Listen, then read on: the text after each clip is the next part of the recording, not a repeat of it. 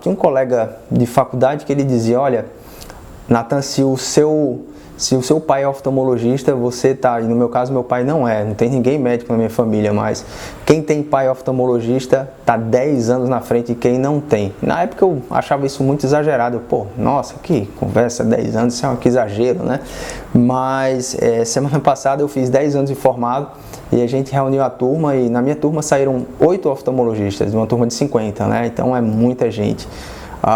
E a gente se reuniu e nessa reunião a gente tem 2 oftalmos que os pais deles têm grandes hospitais oftalmológicos e aí eu de fato me peguei pensando assim, nossa, até que não está muito longe da realidade não, talvez não 10 anos, mas tem uma bruta diferença em relação a isso, né?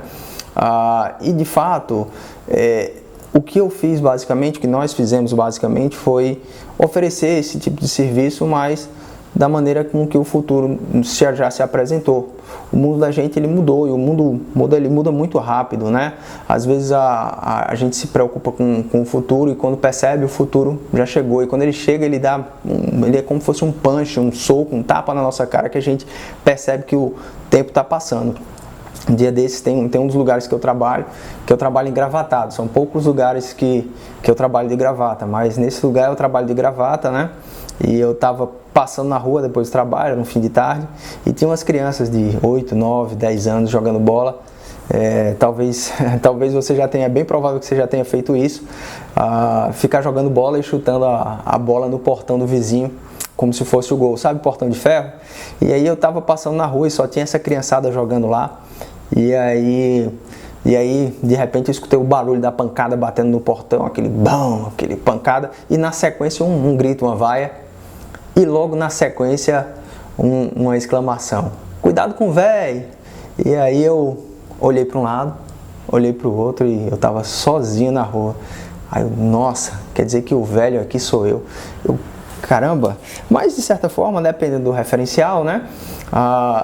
Tudo bem, você ser velho no meio de crianças de 8, 9, 10 anos é normal, mas tem outras coisas que independente do referencial, a gente percebe que o tempo está passando.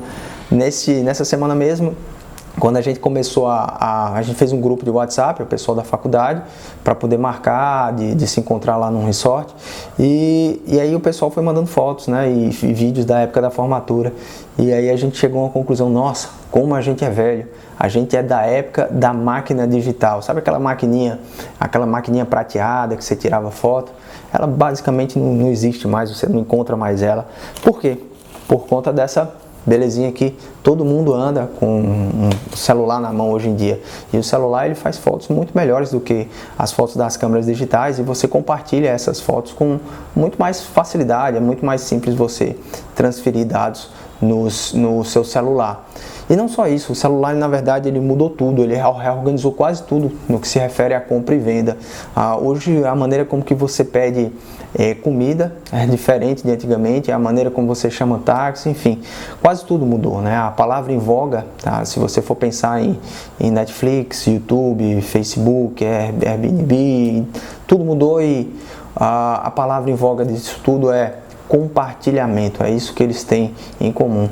E o oftalmologista do futuro, aliás, o oftalmologista do agora, porque o agora já chegou, o futuro já é agora, ele é multidisciplinar, ele tem perfil agregador e compartilha tudo com todos mesmo, até com seus concorrentes, ele tem perfil agregador, né?